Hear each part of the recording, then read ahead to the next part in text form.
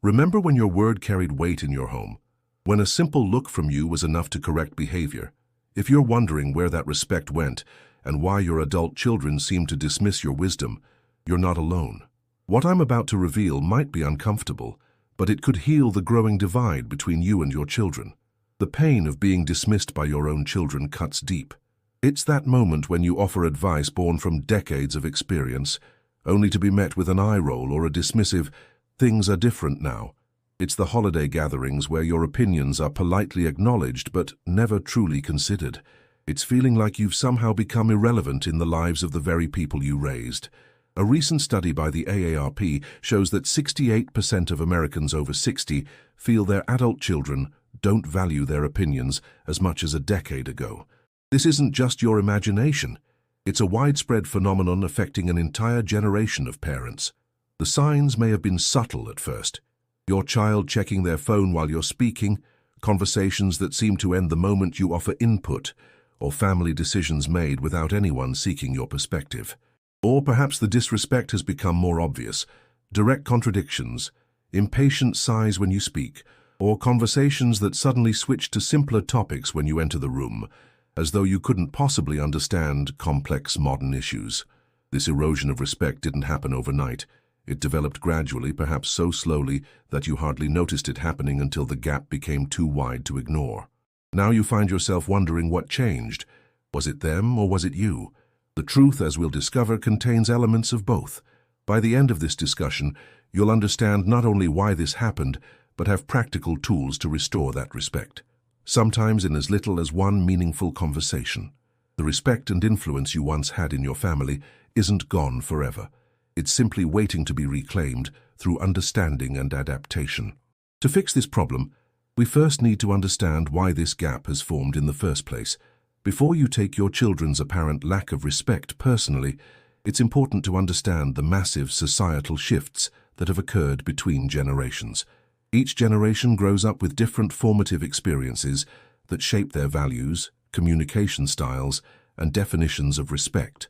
The world you navigated as a young adult bears little resemblance to the one your children face today. You likely grew up in an era where authority structures were more clearly defined and generally accepted. Information came from established sources, newspapers, encyclopedias, trusted news anchors. Wisdom was accumulated through years of experience, and elders were valued precisely because they had already walked the paths younger people were just beginning to traverse. Research shows that baby boomers grew up valuing hierarchical authority structures, while Gen X and millennials were raised to question institutions, creating fundamental differences in how respect is given and received. For many younger adults, respect isn't automatically granted based on age or position. It's earned through mutual understanding and demonstrated relevance. The digital revolution has further widened this divide. Your children have unprecedented access to information, allowing them to fact-check statements in real time and expose themselves to global perspectives with a few taps on a screen. This has fundamentally altered how they evaluate input from others, including their parents. But these differences don't explain the sudden change in how your children treat you. Something more personal is happening. The more challenging aspect of this respect gap requires honest self-reflection. The communication patterns you established decades ago continue to influence your relationships today, often in ways that aren't immediately obvious. Harvard's longitudinal study reveals that parenting patterns established in our first 20 years as parents often crystallize while our children continue evolving. This creates a disconnect. You may still be relating to your adult children using approaches that worked when they were dependents, not equals. 4 problematic patterns frequently erode respect in parent-child relationships.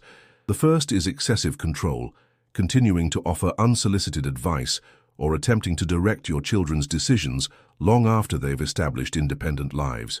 The second is comparison, openly measuring your children against others or against your own achievements and expectations.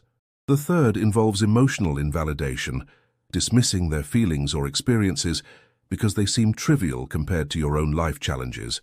The fourth centers around resistance to change, an unwillingness to update your perspectives in light of new information or evolving social norms. These patterns often operate below the level of conscious awareness. You might believe you're simply offering loving guidance, but your adult child experiences it as a lack of confidence in their judgment. What you see as sharing valuable perspective, they may perceive as undermining their autonomy. The good news is that recognizing these patterns is the first step toward changing them. By asking yourself 3 crucial questions: do I truly listen before I speak? Do I recognize my child's expertise in their own life? And am I open to learning from my children? You can begin to identify behaviors that may be contributing to the respect problem. With this honest self-assessment complete, it's time to understand what respect actually means in today's world. The concept of respect has undergone a profound evolution over the past few decades. What once seemed like universal values have shifted, creating a disconnect between how you expect to be respected and how your adult children express and experience respect. For previous generations, respect was often hierarchical and position-based. Children respected parents simply because they were parents. Questioning authority was seen as disrespectful by default. Wisdom flowed in one direction, from old to young, and challenging that wisdom was considered inappropriate, regardless of merit.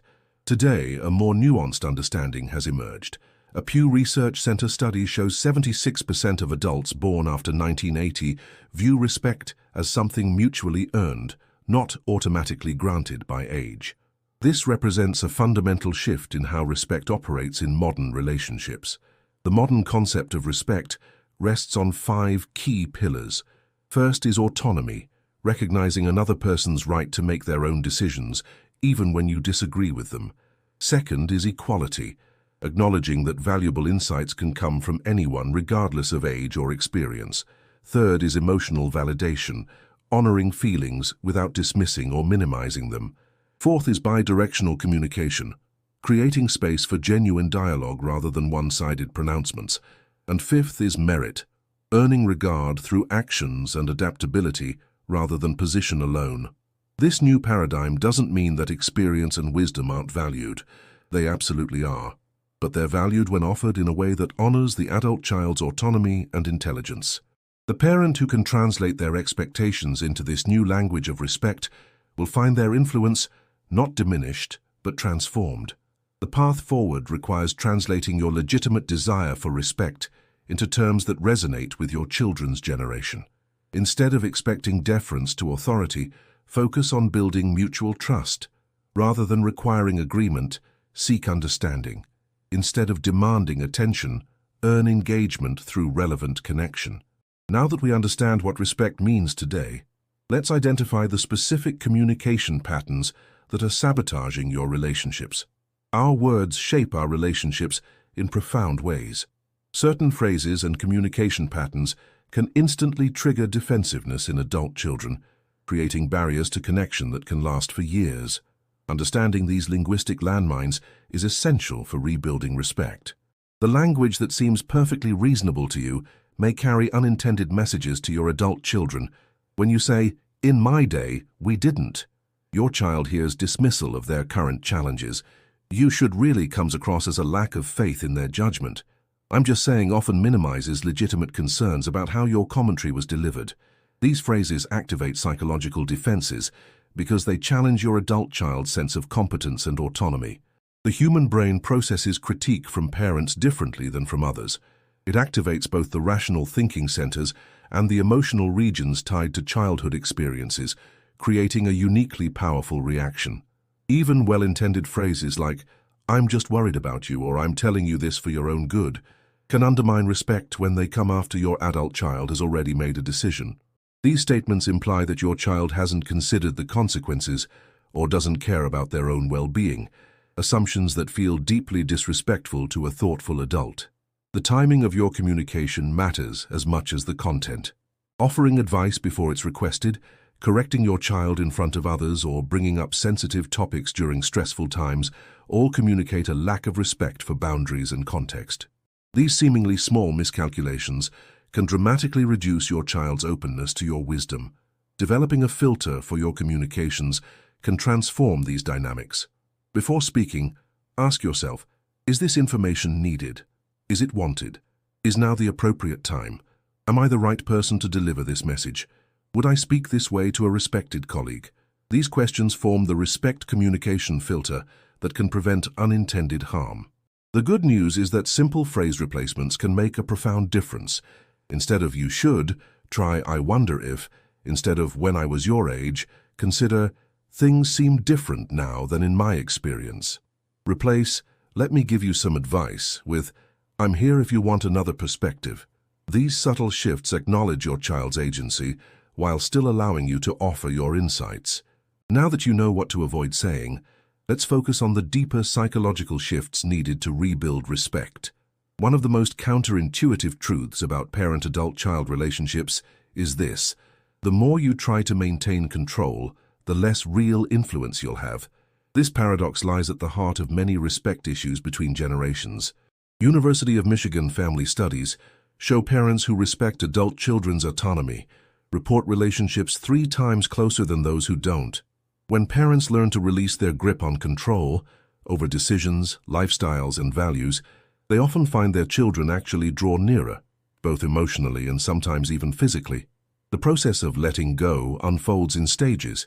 It begins with recognition, acknowledging that your adult child is truly separate from you with their own valid path. Next comes acceptance, not just tolerating, but genuinely embracing their right to make decisions different from yours. The third stage involves trust, believing in their capacity to navigate their own lives even when they stumble. The final stage is celebration, finding joy in their autonomy rather than seeing it as a loss of connection.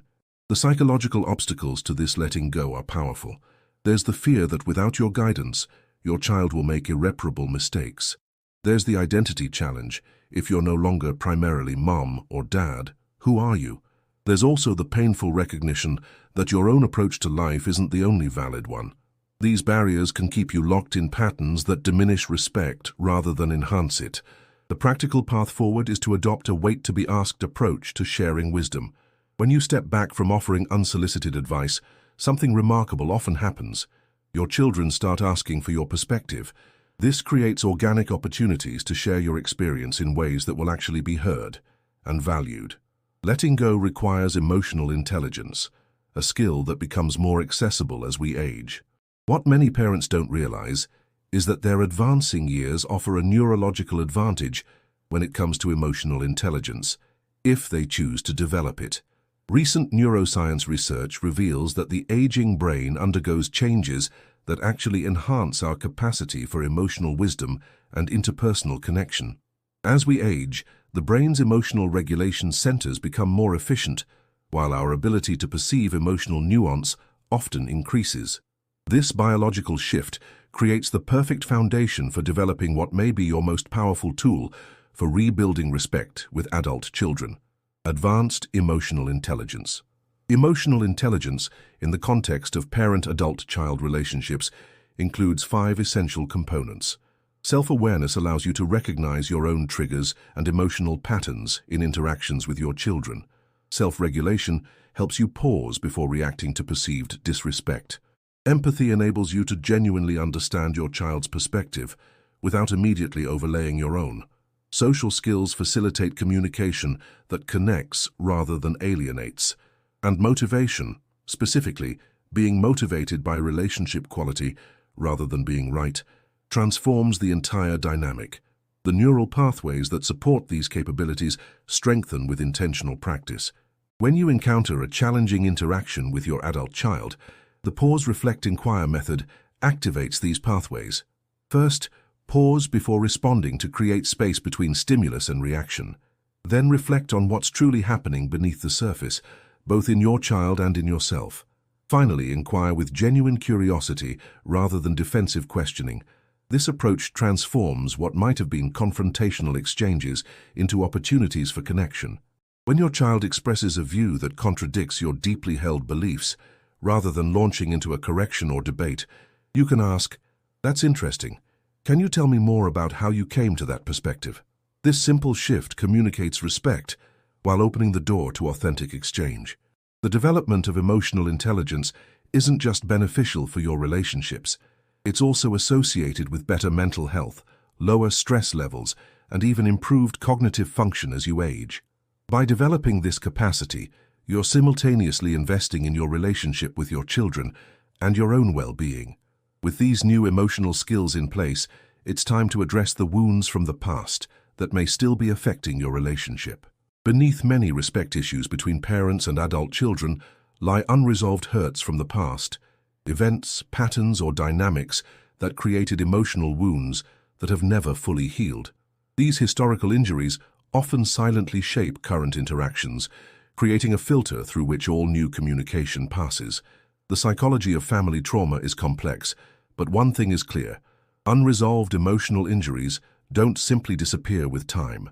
According to family therapists, 93% report that conflicts from decades ago frequently emerge in current family dynamics. That argument from 15 years ago, the missed opportunity for support during a critical life moment, or the pattern of emotional distance during formative years, all live on in the present relationship unless consciously addressed. Family wounds generally fall into three categories, each requiring a different healing approach. Acute wounds stem from specific incidents, a particularly harsh punishment, missed important event or time of absence. Pattern wounds develop from consistent behaviors over time, criticism, emotional unavailability, or comparison to siblings. Value wounds emerge from fundamental differences in beliefs, priorities, and life choices that led to judgment or rejection. The path to healing begins with a willingness to acknowledge that these wounds exist without defensiveness or minimization. This doesn't mean accepting all blame. Relationships are complex and responsibility is rarely one-sided. It does mean creating space for your adult child's emotional reality, even when it differs from your memory or intention.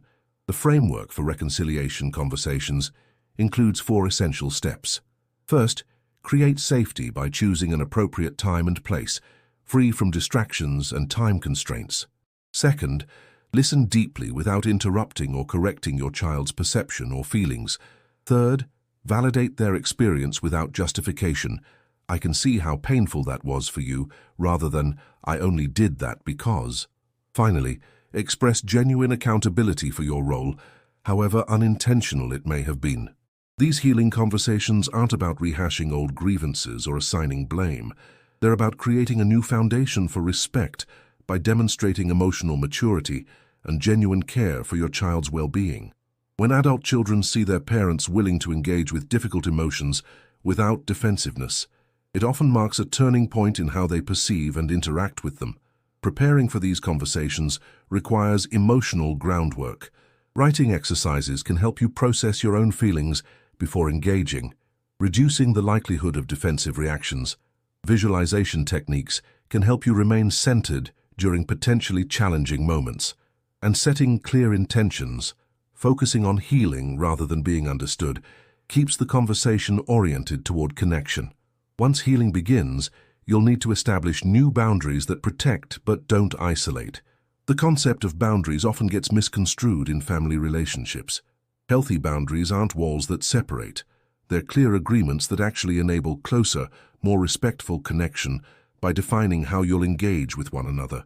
The fundamental distinction is between boundaries that protect and barriers that isolate. Protective boundaries define acceptable behavior while maintaining connection. Isolating barriers cut off relationship to avoid discomfort. The former leads to respect and intimacy, the latter to disconnection and resentment. In relationships with adult children, 6 types of boundaries commonly need definition.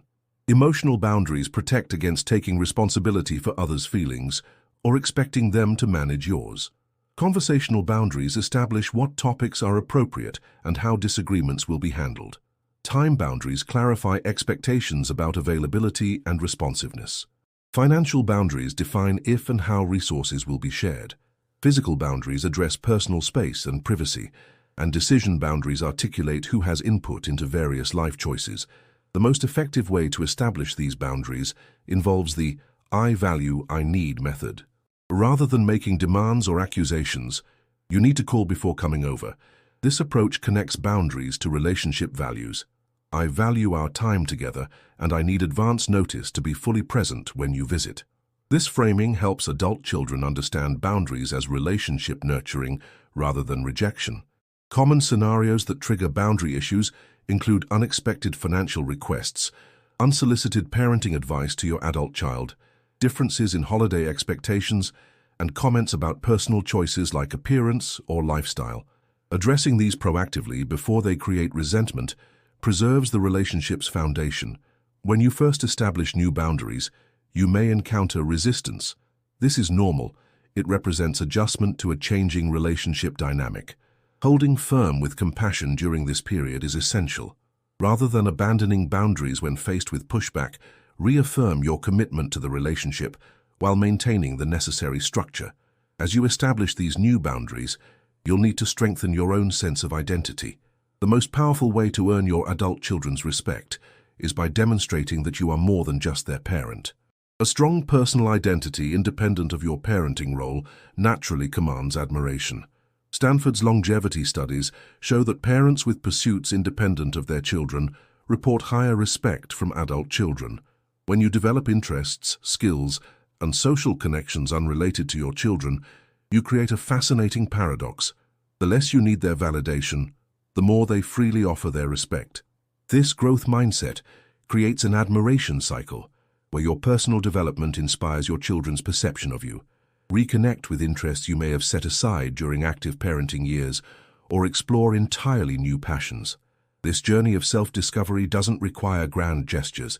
Even small, consistent steps toward personal fulfillment signal to your children that you are a complete person with a rich inner life beyond your relationship with them. Every parent-child relationship faces moments of tension. The difference between relationships that grow stronger and those that fracture lies in how these conflicts are handled. Developing specific conversational tools can transform potential arguments into opportunities for deeper connection. The aging brain processes criticism differently, making defensive reactions more likely and less consciously managed.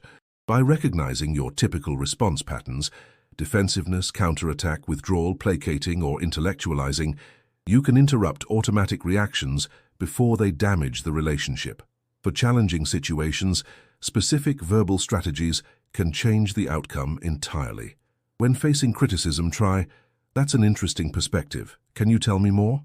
When feeling dismissed, "I'd like to share my thoughts on this when you have time to discuss it fully." When encountering resistance, "I respect your decision. I'm here if you want to talk through options." These approaches create space for thoughtful exchange rather than reactive confrontation, gradually building a foundation of mutual respect through how you handle differences. The narrative you create about your family relationships shapes those relationships in profound ways. Family stories aren't just reflections of reality. They actively create that reality by influencing how everyone behaves and interprets events. Your relationship legacy extends across 3 levels: your direct relationship with your children, their relationships with their own children, and the fundamental values that will continue influencing your family for generations.